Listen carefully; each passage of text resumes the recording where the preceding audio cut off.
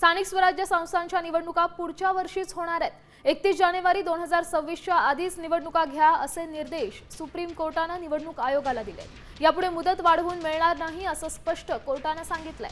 राज्य निवडणूक आयोगाने मुदतवाढ मागितली होती। पुरेसा ईव्हीएम मशीन उपलब्ध नाहीत।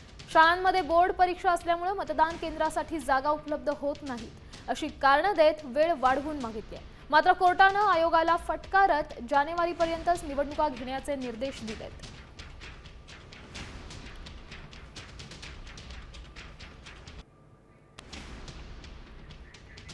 हा राज्य शासनाचा अर्ज नव्हता, हा राज्य निवडणूक आयोगाचा अर्ज होता। आता राज्य निवडणूक आयोगाचा जो अर्ज आहे त्यामध्ये जी कारणं दिलेली होती, ज्या अर्जामध्ये निवडणुका कधी होतील याबाबतची कुठलीही शाश्वती दिलेली नव्हती। आम्ही कुठल्या प्रक्रिया पार पाडतोय, त्याला किती वेळ लागणार आहे याच्या संदर्भातली फक्त माहिती होती। एकंदर आपण त्या अर्जाचा जो टोन किंवा स्वरूप पाहिलं तर जानेवारी 26 पर्यंत या निवडणुका होतील का नाही याबाबतच एक साशंकता किंवा एक निर्माण होत होती। त्यामुळे आता सर्वोच्च न्यायालयाच्या आदेशामुळे मात्र ते क्लिअर झालं आहे आणि सर्वोच्च न्यायालयाने अत्यंत स्पष्ट शब्दात तीव्र नाराजी व्यक्त करीत आता हे दिशानिर्देश दिलेले आहेत। दरम्यान कोर्टाने काय सुनावलंय पाहूयात। 31 जानेवारी 2026 पर्यंत निवडणुका घ्या।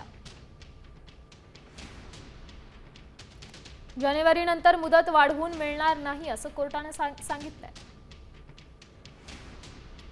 ईव्हीएम उपलब्ध नाहीत, अधिकाऱ्यांची गरज अशी कारणं दिली जातात। हे सर्व तुम्हाला माहित होतं, आम्ही पहिलेच आदेश दिला होता।